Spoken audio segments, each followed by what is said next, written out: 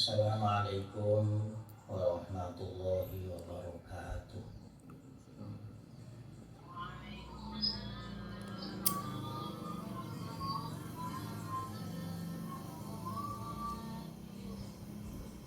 Bismillahirrahmanirrahim.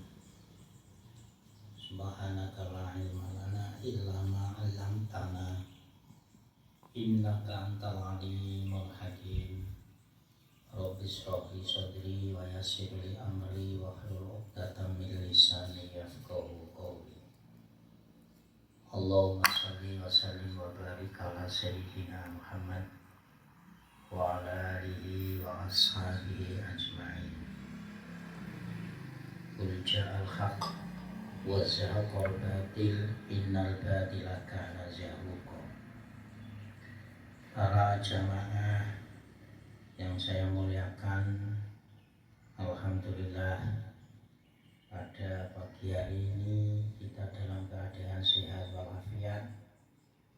Kita syukuri dengan senantiasa kita tetap belajar agama.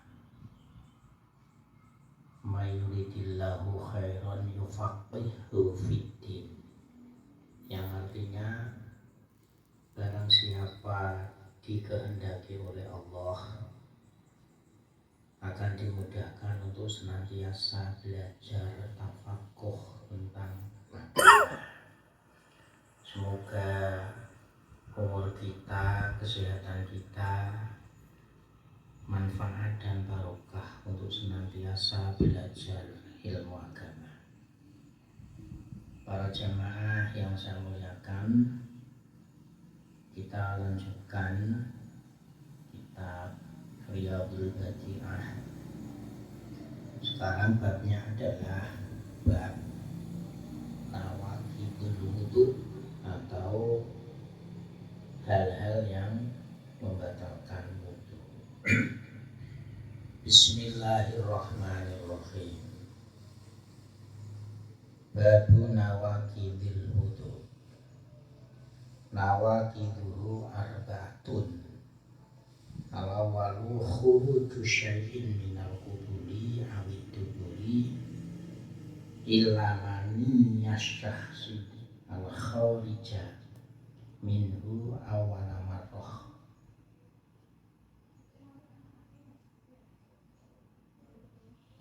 Perkara yang membatalkan wudu itu ada 4.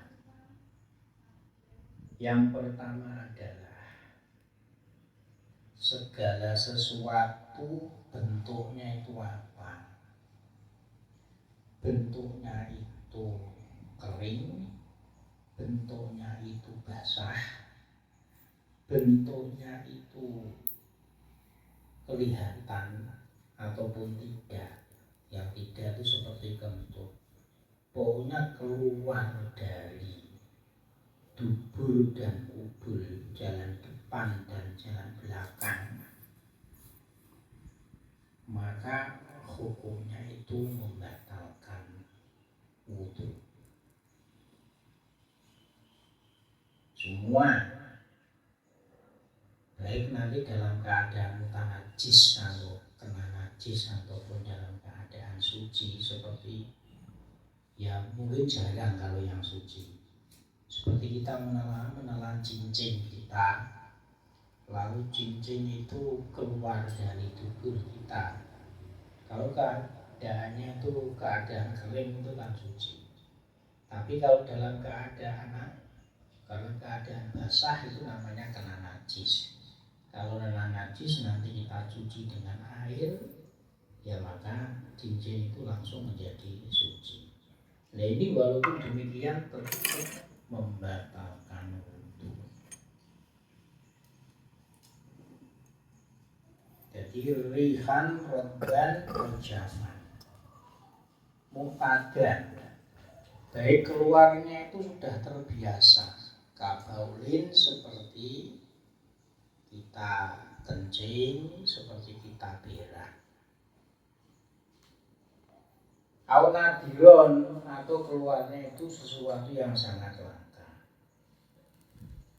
Kadami basurin, sebagaimana darahnya orang yang punya wasil atau bahasa Jawanya itu bol. Bol itu kalau bahasa Indonesianya itu apa? Ini biasanya kalau orang sudah tua-tua.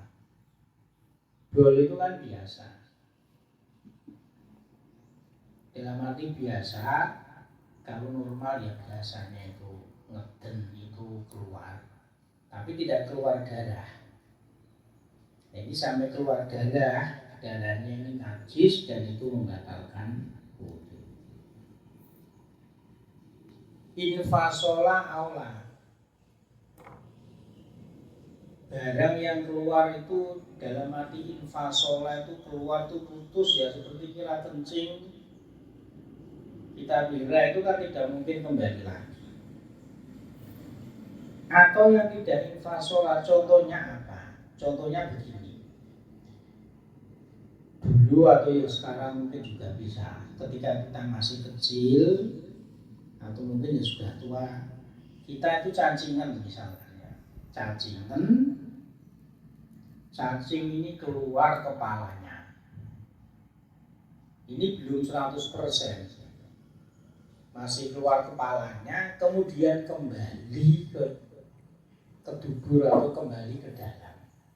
Lah ini tetap membatalkan wudu sekalipun toh itu belum keluar 100%. Kalau keluar 100% ya seperti kita berak, kita kencing, itu namanya infasola, putus, tidak kembali lagi. Yang tidak kembali lagi yaitu contohnya tadi, ada cacing di tubuh kita, baru keluar kepalanya atau keluar separuh, cacingnya itu kembali lagi ke dalam, belesep meneh kalau Jawa ini. Lah ini tetap membatalkan wudu. Kadudatin seperti cacing, akhrojat yang mengeluarkan roh saha kepalanya cacing, summa rojaat nuli kembali ke dalam. Nah ini tetap membatalkan wudu. Ilal mania, kecuali mani. Mani itu suci.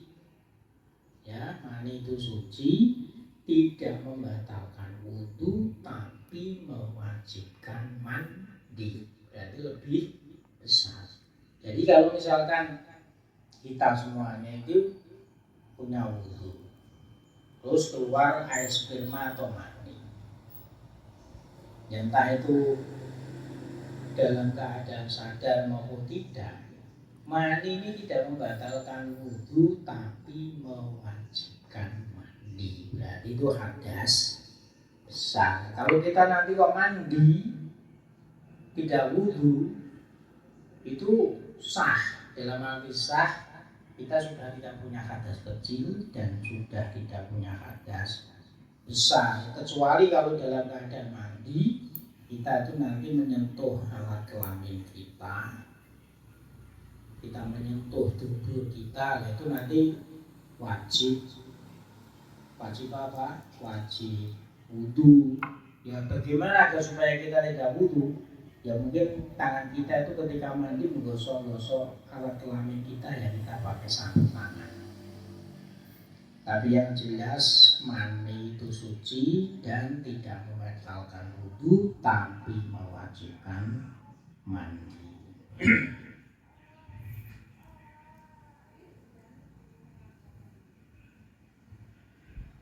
Wasani yang nomor 2, zawal tamyizi bijununin au sakarin au marodin au naumin illa mimman nama muakhinan mak'adahu mimma korrihi. Yang nomor 2, yang membatalkan wudu adalah hilangnya kesadaran, zawalu tamyiz atau hilangnya akal. Kalau tidak, hilangnya kesadaran disebabkan oleh karena gila. Ya, gila gila boleh saja itu istilahnya itu orang Jawa itu apa ayanen. Baik itu karena gila, itu gilanya itu kan gila, bukan permanen. Gila yang kadang-kadang kumat, kadang-kadang tidak. Atau karena mendem sakarin itu mendem itu mabuk baik disengaja maupun tidak. Kalau nanti mabuknya itu disengaja itu hukumnya dosa. Kalau tidak disengaja ya tidak dosa. Contohnya yang dosa yang mabuk kita minum minuman keras. Kita tahu bahwa buah kecubung itu memabukkan, kalau kita telan itu juga hukumnya dosa. Tapi kalau tidak tahu, tidak sengaja, mabuk tetap membatalkan wudu, cuman kita tidak dosa. Al-marodin atau karena sakit hilang kesadarannya. Apa sakit hilang kesadarannya? Banyak. Sakit stroke, ya, mungkin darahnya terlalu tinggi atau kadar gulanya terlalu tinggi, itu kadang-kadang sampai hilang kesadaran. Ini sabda sakit. Nah, ketika hilang kesadaran disebabkan karena sakit, maka itu pun juga membatalkan wudu. Dalam arti ketika kita mau sholat ya harus wudu. Kemudian naumin atau hilang kesadaran itu tadi hilangnya akal karena tidurnya itu niat tidur ataupun niat istirahat, ya, bentar leyeh ternyata tidur atau ketiduran, ya, ini membatalkan wudu. Kecuali orang yang tidurnya itu pantatnya, kalau bahasa Jawanya itu bokongnya menetapkan tempat duduknya. Dalam arti ya orang tidur dalam posisi duduk itu kan bokongnya, pantatnya itu kan nempel kepada lantai. Atau kalau kita duduk naik kendaraan atau naik bis atau naik kereta, yaitu namanya bukan makinan mak'adahu min maghorihi. Jadi misalkan kita itu naik kereta atau kita duduk, ya duduk posisi seperti saya ini duduk, kemudian saya itu mengantuk atau ketiduran, hilang kesadarannya, ya ini tidak membatalkan wudu. Karena apa? Karena pantat saya, istilahnya bolongan dubur ini tertutup. Karena dalam hadisnya itu kan al-ainu li'aul basor. Jadi mata ini menjadi tempat daripada tempatnya dubur. Kalau mata kita itu nanti terpejam, maka dubur itu akan apa itu namanya, akan membuka. Tapi ketika mata kita itu melek atau sadar, melek itu bahasa Indonesianya kok. Jadi kalau mata kita itu melek, ya berarti tubuh kita itu menutup. Maka dengan dasar hadis seperti itu, bahwasanya duduk yang tidur dalam posisi duduk atau pantatnya itu menduduki lantai atau bantal, itu hukumnya adalah apa itu namanya? Hukumnya tidak membatalkan wudu. Jadi faman nama falyatawaddo wa kharaja bizaril aku anu asu. Tapi kalau hanya mengantuk saja, ini tidak membatalkan wudu. Ini kalau ngantuk, ya. Sekali lagi, kalau ngantuk ini hukumnya tidak membatalkan wudu.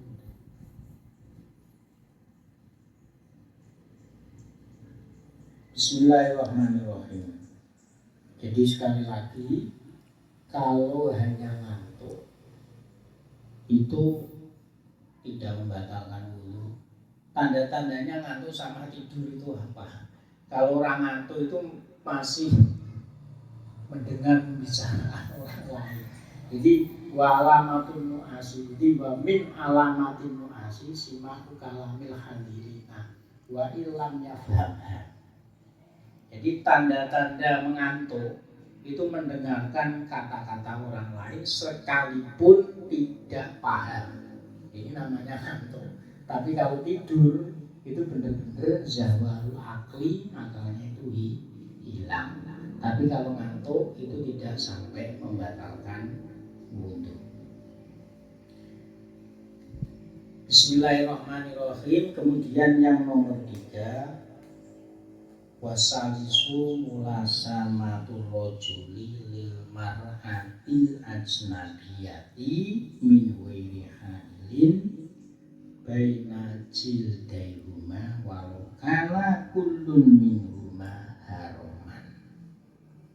Yang nomor 3, yang membatalkan wudhu adalah bersentuhannya, ya, bersentuhannya laki-laki dan perempuan lain. Dalam arti laki-laki dan perempuan lain ini perempuan yang bukan mahramnya, bukan ibunya, bukan mbahnya, bukan budi dan paklik, budi dan dulik tunggal kandung sama ayah atau tunggal kandung sama ibu, atau dengan anak-anaknya, ini namanya mahram. Dengan adik perempuannya, dengan kakak perempuan, ini namanya mahram. Kalau bersentuhan atau jabat tangan tidak membatalkan wudhu. Istri itu bukan mahram, istri itu orang lain. Lalu begitu asnabiyah, ketika istri itu ditinggal mati suaminya, itu istri itu boleh dinikahi orang lain. Berarti istri itu adalah ajnabiyah, orang lain. Jadi kalau saya ini wudhu bersentuhan berjabat tangan dengan istri, ya wudhu saya itu membatalkan atau wudhunya itu batal. Ini yang saya. Tapi kalau namanya anak, ya tetap anak. Saya mati, yang mendoakan itu anak, tetap anak saya. Tapi kalau istri itu kan, setelah saya mati, istri boleh dinikahi orang lain. Nah, makanya itu namanya ajnabiyah. Tapi bersentuhan ini kalau memang tidak ada hail atau penghalang. Jadi misalkan kita berjabat tangan tapi kita memakai kaos tangan, itu tidak membatalkan karena kulitnya itu tidak bersentuhan. Tidak harus tangan, tapi kulit tangan atau kulit kaki atau mungkin dada kita atau punggung kita bersentuhan. Ini namanya kulit, bukan khusus tapak tangan saja, itu tidak, tapi seluruh tubuh kulit kita asalkan bersentuhan dengan wanita lain, ini hukumnya adalah membatalkan wudhu. Sekalipun toh wanita lain atau ajnabiyah ini orangnya itu sudah tua, walau kana haruman walau kana kulun minhuma haruman, atau yang laki-laki itu juga orang yang tua sekali, ini hukumnya pun juga membatalkan wudhu. Al-hasulat al-mulamasatu bighairil ikhtiyari wa yang taqibu biha wudhu kullin minhuma. Sekalipun dalam keadaan bersentuh ini dipaksa, ya, dipaksa berjabat tangan, bukan kemauannya sendiri. Jadi bersentuhan kulit dengan wanita lain ini tidak dengan kemauan sendiri, tapi dipaksa. Ini hukumnya pun tetap membatalkan wudhu. Baik yang disentuh maupun yang menyentuh, ini sama-sama wudhunya itu Di walau karena haroman sekalipun toh salah satu daripada yang disentuh atau yang menyentuh, ini hukumnya adalah orang yang sudah tua atau bahasanya itu orang yang pikun. Karena bagaimanapun li'annahu madhunatus syahwah, karena bersentuhan laki-laki dengan wanita lain ini adalah hukumnya itu akan terjadi yang namanya nafsu. Jadi ini ya bagaimana Pak kalau kita itu melihat ketika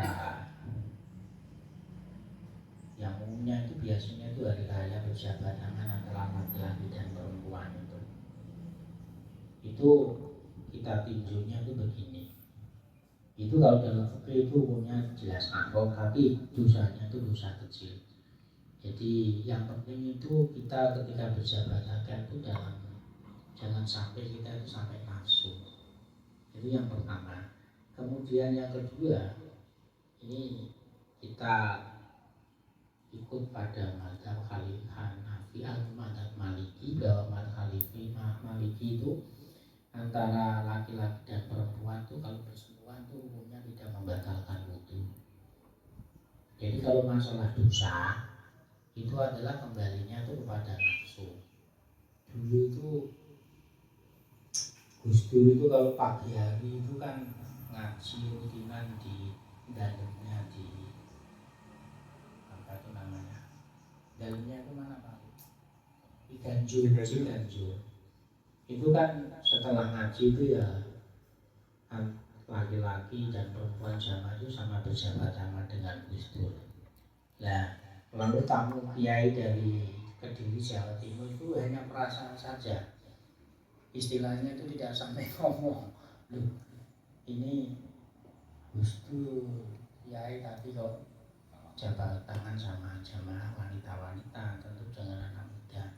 Nah, ketika selesai, kiai dari Jawa Timur Kediri ini belum sampai ngomong. Kula niku jamaah untuk kata ngaten niku kula mboten duwe niat pengen kerapi. Ini tinjauan kami mazhab Maliki itu bahwasanya bersentuhan kulit antara laki-laki dan perempuan lain itu tidak membatalkan wudu. Ini membatalkan wudu itu karena Syafi'iyah. Jadi kalau Syafi'iyah ini yang kita ikuti bahwasanya baik laki-laki atau perempuan yang saling bersentuhan ini salah satunya itu ada yang tua atau ya tua semuanya, ini kedua-duanya sama membatalkan wudu. Warobiu, kemudian yang nomor 4, masuku bulil adamihi au halqata duburihi bibatinil kafi bila hailin walau ma'asyahwi awil ikrohi wayan tatibu biwudu'ul masih fakor ila ingkan al-masu baina rojulin wa unsa ajnadiyan fayang tatibu biwudu'u maka masabako. Kemudian yang nomor 4, yang batalkan wudu yang terakhir, yang nomor 4, yaitu menyentuh jalan depannya, baik itu laki-laki maupun perempuan, atau lubangan daripada jalan belakang atau dubur, baik itu lupa maupun tidak, itu hukumnya sama membatalkan wudu. Kalau laki-laki kelamin itu batal itu yang itu istilahnya itu khasyafah. Kalau bahasa vulgarnya itu yang helmnya itu. Tapi kalau yang memanjang itu tidak membatalkan. Yang membatalkan itu ini pakai tapak tangan loh ya, bibatinil kafi. Tapi kalau kita itu menyentuh dengan tapak tangan tapi bagian luar, itu tidak membatalkan. Jadi membatalkan itu karena memakai tapak tangan yang dalam. Mengapa demikian?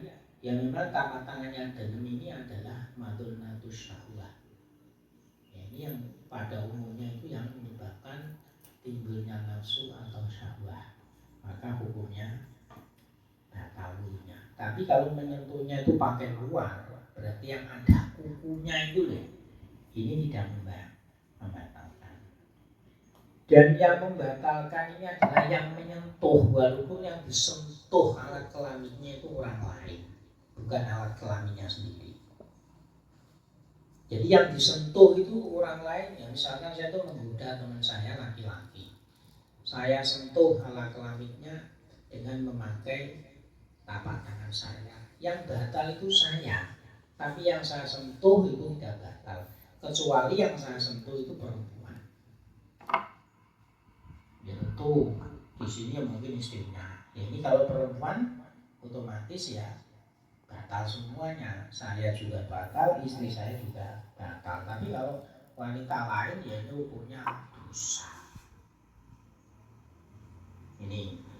Jadi sekali lagi yang nomor 4 ini menyentuh alat kelamin atau menyentuh tubuh alat belakang dengan tapak tangan bagian dalam bibatinil kafi. Ya tentu dengan tidak memakai penghalang atau hail. Tapi kalau saya ini misalkan itu istilahnya itu menyentuh alat kelamin atau tubuh tangan saya itu pakai sapu tangan atau pakai kaos tangan, ya ini tidak batal. Baik saya maupun yang saya sentuh ini tidak batal. Batal itu adalah kalau tapak tangan saya tidak pakai kaos tangan, dan tentu yang batal ini adalah yang menyentuh. Kalau yang disentuh itu tidak batal, kecuali yang disentuh alat kelaminnya itu adalah perempuan lain yang bukan mahramnya. Kalau mahramnya itu juga tidak batal. Tapi kalau orang lain, baik yang disentuh maupun yang menyentuh, itu hukumnya batal. Para jamaah yang saya muliakan, demikian, semoga bermanfaat. Al-Fatihah.